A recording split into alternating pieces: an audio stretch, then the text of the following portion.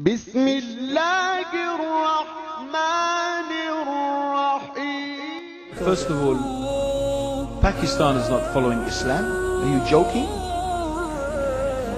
I'm saying not Pakistan have 90% Muslim. Muslim means follow Islam. But Muslim, what Muslim? What Muslim? I remember 15 years ago, it's not today and I heard it's worse. 15 years ago I remember going to a wedding in Pakistan. A wedding where men and women were mixing freely. Where the bride was dancing on the stage with all the male members of the family dancing on the stage. I'm sure somewhere around, we probably hidden in a corner then, but I hear now it's open, drinking alcohol. What Muslim are we talking about? This was 15 years ago. Now I hear it's even worse. Oh yes, they're Islam. When the bride and the groom are walking to the car, they're holding the Quran over their head for blessing. That Islam? That's not Islam. What Islam is that? That's exactly the thing I'm talking about. That's why the Muslims are in such a mess. Because of this nonsense, this hypocrisy, actually they are insulting the Quran by doing that. Amongst all of this haram, they think that the Quran, holding it over their head, is going to bless them because they're holding it. What is that? Where did they get this from? So I don't know what we're talking about. In fact, this is the problem. You see, the Muslim world itself is so far from Islam. So many you find here in India. Well, I know it's not a Muslim country, but there are lots of Muslims here. But I don't know what sort of Muslim. Most of them go to the dargah and they call upon some dead person in the grave, and they think that by talking to a dead person they're going to have their needs fulfilled. What's the difference between that and worshipping an idol? There's no difference, believe me. It's shirk. I've seen it myself with my own eyes.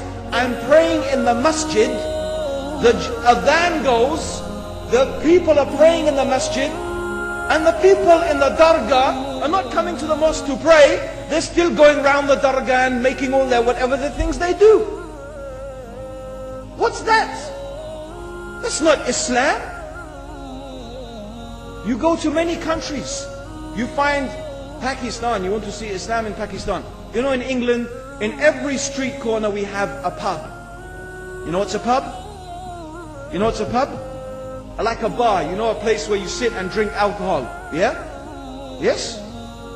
In Pakistan, believe me, they have something worse than that. Yes, worse. On every street they have a picture of a palm.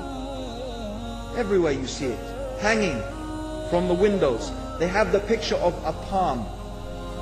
What's that advertising? Something worse than drinking alcohol. An invitation to disbelieve in Allah.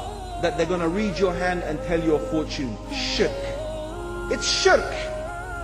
Whoever believed, the Prophet said, sallallahu alayhi wasallam, whoever visits a fortune teller out of curiosity, Allah will not accept their prayers for 40 days. Whoever believes in the fortune teller has disbelieved in Allah and His Messenger. That includes, by the way, horoscopes.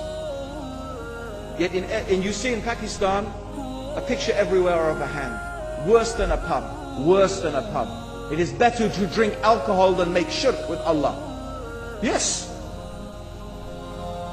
So this is the Muslim countries. You will not find one except they are not doing magic and shirk and kufr, or except maybe one or two you will find. So this is the state of the Muslims. So no wonder we're in the confusion and the chaos. So these are not good examples. And this is really, in fact, the very reason that I'm saying why we are in such a big mess.